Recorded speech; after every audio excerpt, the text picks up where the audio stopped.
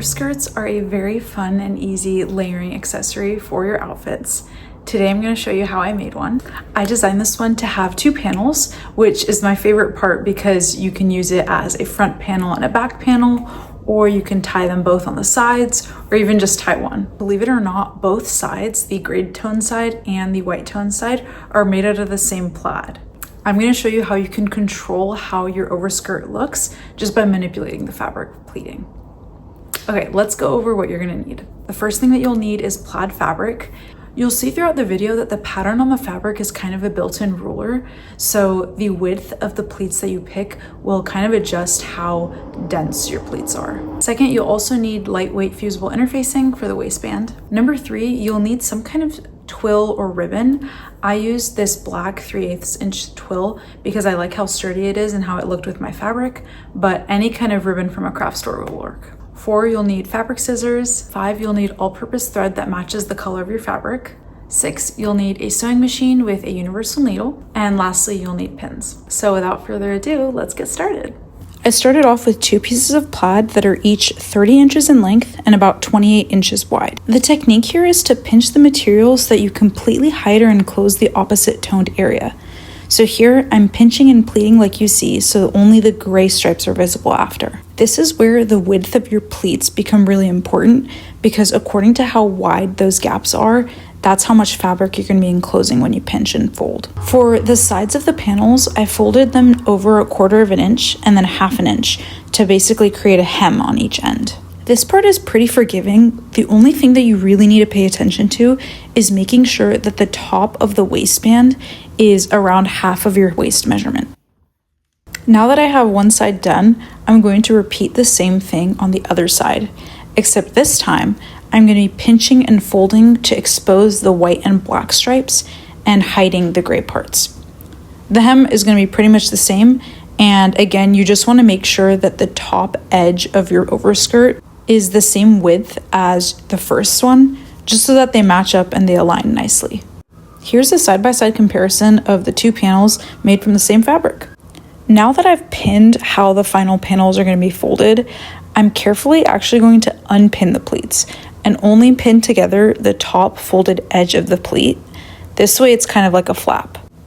I'm still making sure I'm keeping the proportions or the measurements of the pleats intact, and I'm pulling up the fabric and also pinning the bottom fold of the pleat like this, which is basically locking in the bottom hidden part of the pleat in the back. I repeated this for all of the pleats, and the purpose here is to allow us to permanently sew the pleats down before sewing them to the waistband. I took the skirt panel over to my iron to press what I pinned, and then also to extend the pins all the way down to the hem of the skirt. And the coolest part is that the plaid is a built-in ruler. It makes it so much easier to pin evenly around.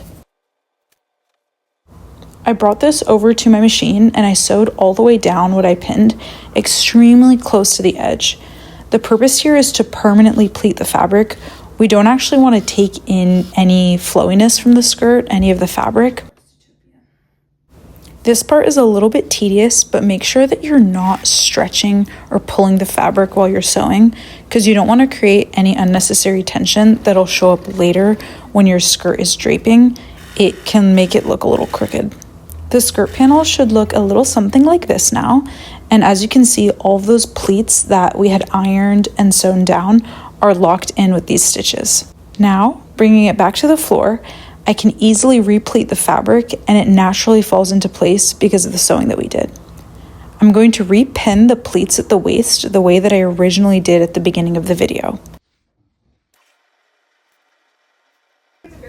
Here is the waist of the skirt panel. I'm going to sew down around 4 inches for all of the pleats.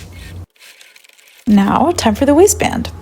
So I cut out interfacing for only the outer side of the waistband and removed the seam allowance from the edges so that it doesn't make the waistband bulky. I fused the interfacing to the inside of my waistband and then folded the waistband with wrong sides together and pressed. I unfolded the waistband and then pressed the side without the interfacing under 1/2 inch to make sewing a little bit easier later. Now that the waistband pieces are prepped, I cut out 4 pieces of twill that are each 15 inches long. Confirm here that the width of each waistband should be around an inch longer than the skirt panel widths. I pinned the twill tape pieces so that they're aligned on the waistband next to the creases from the pressing that we did earlier. Now, I can fold the waistband right sides together, and the twill pieces should sandwich cleanly between both sides. Here, I'm sewing down the sides of the waistband pieces to lock in the twill straps. And I trimmed the excess seam allowance on the inside of the waistband to reduce bulkiness and make everything lay kind of flat. By pulling the twill straps, everything turns out really nicely. I'm taking the prepped waistband and aligning it so that the side with the interfacing is lined up to the outside of the skirt panel. Opening up the seam allowance on the inside of the waistband while pinning will help things also lay down smoothly before you sew all the way down. The purpose of sewing it this way makes sure that all the raw edges are enclosed so we don't actually need to overlock or zigzag any of the inside seams. It's a little tricky to start off the sewing here, but just sew all the way down that waistband.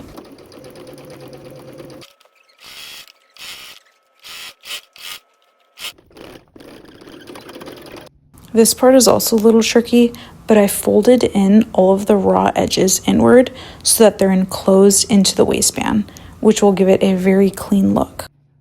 I'm now preparing for a technique called stitch in the ditch. The idea is that I'm pinning down the back of the waistband that's not yet sewed down through the seam that's already been sewn that's connecting the front of the skirt to the waistband. By doing this, I can sew on the front side of the skirt exactly between the waistband and the skirt panel and catch the back side of the waistband underneath. There are a lot of more in-depth tutorials on YouTube, so if this part is a little confusing, feel free to surf the net. The trick here is to place the pins exactly where you plan on sewing, and then here's a clip of me actually sewing in the ditch and catching the waistband underneath.